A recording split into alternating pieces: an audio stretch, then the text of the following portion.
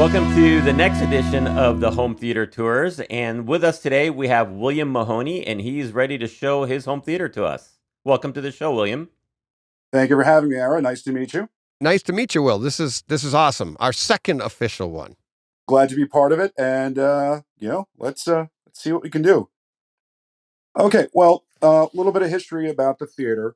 I've lived in my house all my life. I inherited it from my family.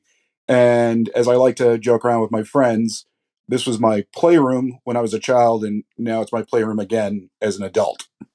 So I actually started in with home theater when I was in college. I had gotten a Sony that had, Dolby Pro Logic at the time, which was only 4 speakers because it was a mono back channel that was split to 2, and then, obviously the stereo front. And then, went from there. And as I grew and became an adult, I, improved and upgraded every once in a while. I had started off with a JBL 5.1 set, and about a year and a half ago, a friend of mine had upgraded his set, and he gifted me a DefTech set, which is what's now my my mains, my middle, and my one of my subs, and my rear surrounds. At one point in time, I had a projector, which I'm going to tilt up a little bit. You can see there's a black spot, well, right above the TV, which is an Elite Screens Osprey, which is a dual format screen. It doesn't mask. It's got a 185:1 and a 235:1. But with the advent of UHD, I have not been using my projector, and I got the TV that's in front of us, which is a 65-inch Samsung QLED that's fed off of a Roku and a Sony UHD player, because I work in a not-for-profit field, and even a lens, a pixel shifting 4K projector is just a little bit outside my range. Well, William, let me ask you a question. Going from the projector with the bigger screen to the 65-inch, do you have any kind of buyer's remorse? That's not the right word, but you know what I mean? Envy of the bigger screen? I definitely have a little bit of FOMO due to the size of the room. The room is 16.1 by 10, with the ceiling is about 7 feet tall. And I actually added a closet because this room used to just be a perfect rectangle, and I realized I had no storage. So I had to move my chair up a bit, and having the projector screen would have been a bit too much, because the 235 was 110 inches, and the 16 by 9 was just shy of 90. Oh, Right. So yeah. if anything, I may at some point upgrade to a larger TV. Because again, even like a 70-75, not quite 80 inches, but still bigger than 65. And the other thing is, I would kind of like to get one that has Dolby Vision, because my player does Dolby Vision. A lot of the Blu-rays have Dolby Vision. I kind of want to get the most out of what I'm doing. And since Samsung, it was a great buy when I got it 2 years ago, but they're the only manufacturer that doesn't use Dolby Vision. Unfortunately, but yeah, the Dolby Vision is for streaming, for content. You just get a more consistent picture. So yeah, that would be a good upgrade. But this looks really, really nice. I like the colors too. I like the red. Thank you. You know what? I'm going to just shift over a little bit to show you a little bit of what I've done with the room. It's more than just that. Sorry, try to get you out of the light. I mean, got a couple of movie posters that I love that were gifts from friends. That's a print of a Superman the movie with Christopher Reeve, an actual Rocketeer poster that I've had since 1990. And then I'm still doing a little bit of work because of things when I upgraded, because I did go from 7.1 to a 7.1.4 setup.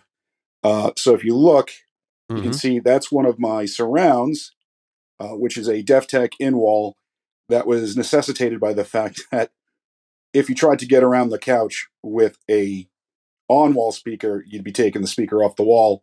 And actually, if you can see the spot where there's a cover plate, that's where my surrounds used to be, and a friend of mine nearly knocked himself out because he wasn't paying attention. So that was a little awkward. And then right next to it is a print of The Prisoner of Zenda, which is actually one of my favorite films from the 30s. And then a little off is one of the Def Techs I was telling you about. Looks nice. And then, thank you. That is actually my storage closet that I built. And then we've got the other rear surround, and then my SVS sub for the second sub. So good. System. That looks so good sitting there. They're just so awesome looking because they're tall and big and beefy. and it's, you know, it fit perfectly because it's 40 inches tall, and the surround that it's close to is actually, the bottom is 44 inches. So nice bit of clearance. And then I've got these really great blackout curtains, which is, you know, right behind it, which obviously kind of blends in with it because they're the same color, which were $12 at Target. And this room is almost pitch black when I turn the lights off. Nice. Doesn't matter if it's day or night. Is it a basement or is it a, you know, above ground room? Yes, it's actually, you know, being in New York, nice. I'm in the Northeast as well. I'm in Massachusetts. So yeah, my theater's in the basement too. Yeah, I have basement envy here. Yeah, I'm in Eastern Nassau, so not quite the city, but I'm in the suburbs. And then, you know, let me ask you about the, I don't have the cylinder sub, but how many people come into your room and don't know what that is? You know what? Honestly, so far right now, no one. Again, in the process of like doing upgrades and changing things around, I had it in storage for a bit, and I was just using the 10-inch bass cube that came with the Def Tech set. And then when I upgraded to the Atmos setup, and then, you know, watching a lot of the different shows and other content creators that are out there, they recommended double subs, and I was actually looking at getting another sub, and I went, well, that's dumb. Why am I going to buy another one when I've got one in my garage? So literally the day after I first, you know, spoke to Ara, I went out, put that thing on my shoulder, and carried it in the house. Glad I was able to back in the get day, you to go do that. Yep. And, you know, back in the day, some people did, in fact, actually ask me, it's like, what the hell is that? Because, you know, even as SVS would say on their website, people are like, is that a hot water heater? I'm like, no, that is a subwoofer. Exactly, because they're just so cool looking. And I've seen people take pieces of like cloth, black cloth, you know, acoustically transparent, and use them as a decoration, make a little table out of them, and it just looks nice in a living room environment. But they are really nice. Now it looks cool sitting back there. That is a pretty interesting idea. I personally would never do something like that because A, it's a dedicated room, and I'll be honest, I get a little I'm not overly uptight, but I do get a little uptight when people put stuff on top of my electronics that I feel they should not. As you should, as you should. So, and you know, kind of to continue the 360, you know, like I said, there's the other 6.5 inch of it was a Def Tech LCR 6.5 is what they call it. And it's great because, you know, again, they just clip into the wall really nicely. They've got that magnetic grill. And one of the things that you were saying before about the colors is, you know, how I have the red, white, and black, is I used to have a convertible, and that was the color scheme of it. And that's kind of what inspired me to do that with the theater. Nice. Yes. I like what that. Kind of convertible? Thank you. Oh, it was a Mini Cooper. No, nice. Yes. Oh, cool. It was a lovely car, but, you know, one of those ones that once you get out of warranty, it's not worth having it anymore because it's just too expensive to maintain. So, and one of the cool things too is with the sub is a number of years ago when I first set up the theater, I actually I did a gut down to the studs and complete rebuild. I had some friends that were craftsmen, you know, a couple of carpenters, a couple of electricians. So some of the wiring is actually, you know, run in the wall so you can't see it. However, didn't realize at the time that Atmos would be a thing because we're talking about 2008. So I've had to redo some stuff, and at some point I'm going to have to repaint and cover up some of the blemishes and holes I made while wiring up the new stuff. Yeah, this hobby never stops, does it? No, it does not. Actually, I have several sisters, and one of them I envy because she's got her basement. It's not a theater, but she had it redone. And it's the kind of tiles you can pull off the wall, and so it's a lot easier to get access to stuff and upgrade. I was like, oh, if I'd known about that back then, that would have been perfect. And then let us continue our journey. This was a gift for my high school graduation, which was in 1989. So that is an actual one sheet, not a reproduction. Oh, nice. Yeah. That's, one of the prizes of the collection. And then, coming up, empty wall. And then the next window. And then as far as posters and things, it's a little hard to see. So I might actually just move a little closer, which I know I need to do slowly, is a print of the Gone with the Wind poster for The Empire Strikes Back, which is one of, it's another classic poster. Nice. Yeah. Can't go wrong with that. Not at all. It was money well spent, even if I hadn't gotten it framed. And then to continue with the system, I'm currently running a Denon X3700H, which internally powers 9 channels, but can decode 11. But I ended up, again, after doing some research, I got, which I don't know if it's easy to see. Unfortunately, that area is a little darker than I like it to be, but it is what it is. A Emotiva Gen 3 XPA 11. So it actually amplifies all 11 Atmos channels. Oh, yes. You got all 11 channels running through the Emotiva? Yep. Nice. That's really nice. It is. And honestly, because of the fact it's coming off of an AVR, it's RCA unbalanced connections. But at some point, which is not a rush, but at some point I will upgrade to something that has XLR connections. Yeah, but your nice. choice of receiver and your amplifier are very good choices. We recommend the Denons quite often, and I have the Emotiva amplifier in my theater as well. So you're probably set for quite some time with those devices. Yes, it's kind of the upgrade bug. It's not that I have a complaint. The only complaint I have about my system has nothing to do with the equipment. It's more the table that they're on, which I bought a new one, which I have not set up yet because I knew I was doing this and I didn't have the time. The table's really good. It looks really nice. It's easy to clean, but it's got a really big support in the back. And even though it's got some cable management holes, it is not convenient for the layout of the amplifier. And I currently actually have a makeshift shelf underneath it that is a wall-mounted shelf that was the right thickness, especially after I put my college yearbook underneath it. Whatever it takes. We make do with what we got. Yep. Once the lights are out, it all looks great. Exactly. Yeah. So how are you controlling? Which reminds me. I was going to say, which reminds me, I do have. I know from one of the prior videos of yours that I watched, you're not a fan of the Amazon female controller, shall we say? But I do have it, though more often than not, I'm using the app, not my voice, to turn the lights on and off.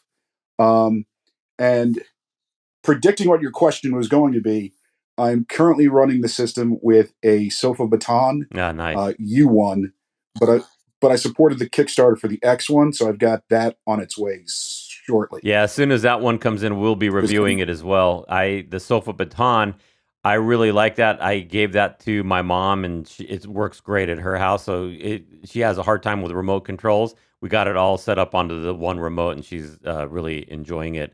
So I will upgrade as well. Now, would you mind just turning it on and showing us what that beautiful screen looks like? Not at all. On 1 second.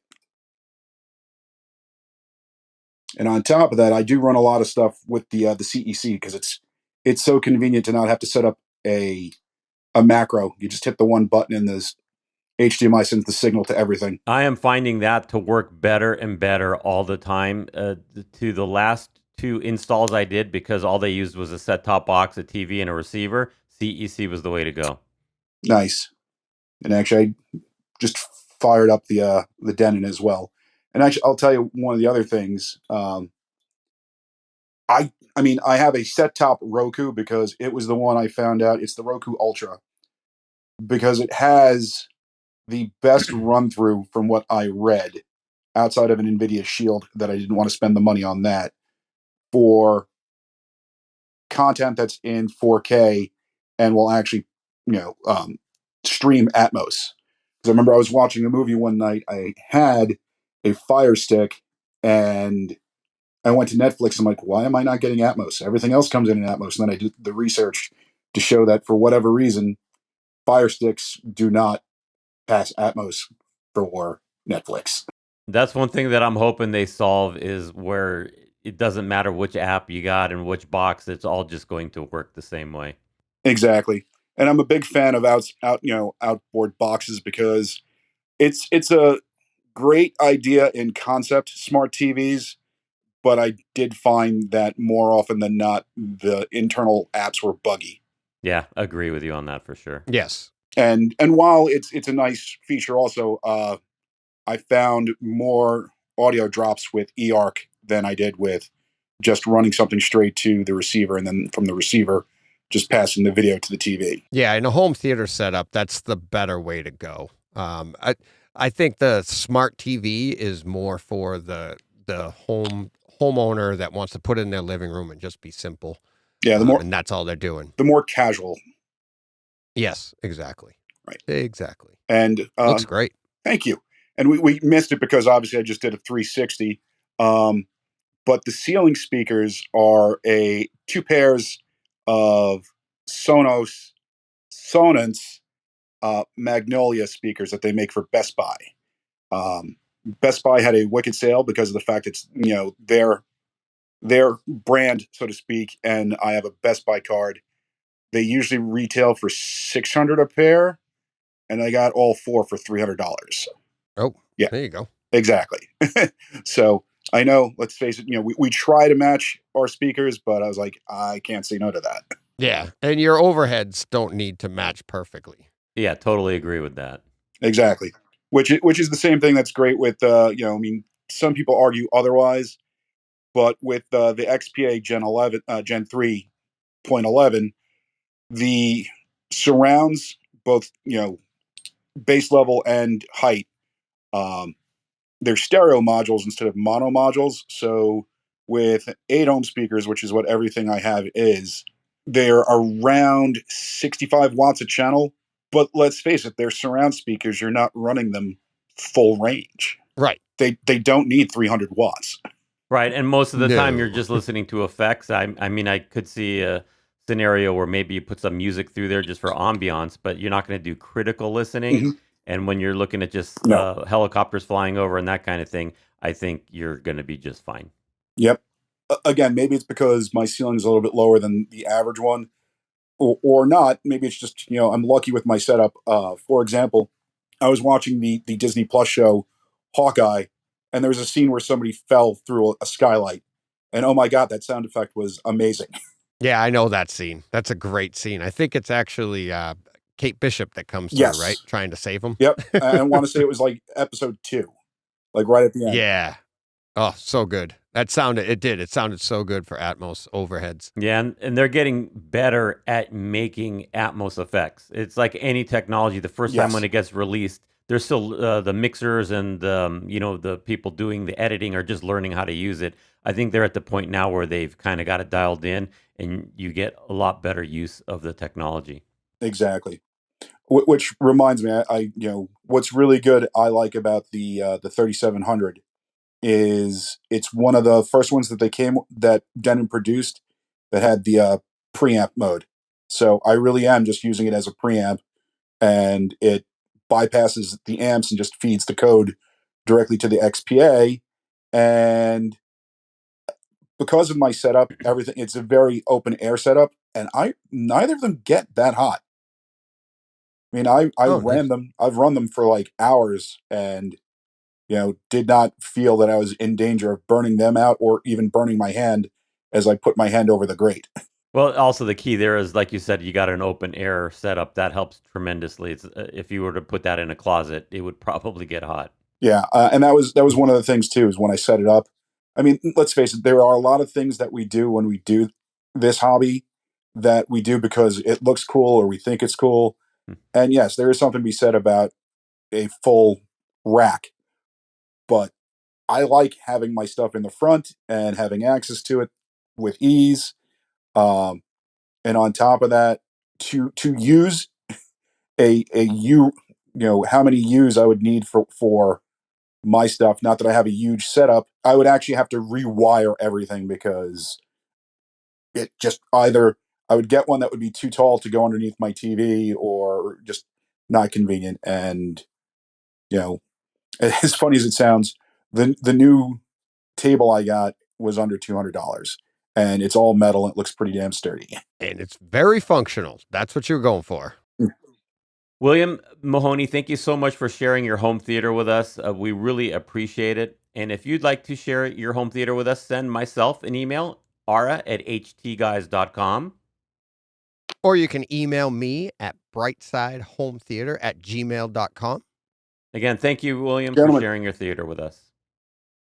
Thank you very much, and thank you for having me. It was a pleasure to meet you. Thanks, Will. This was awesome. Thank you, DJ. It was. I agree.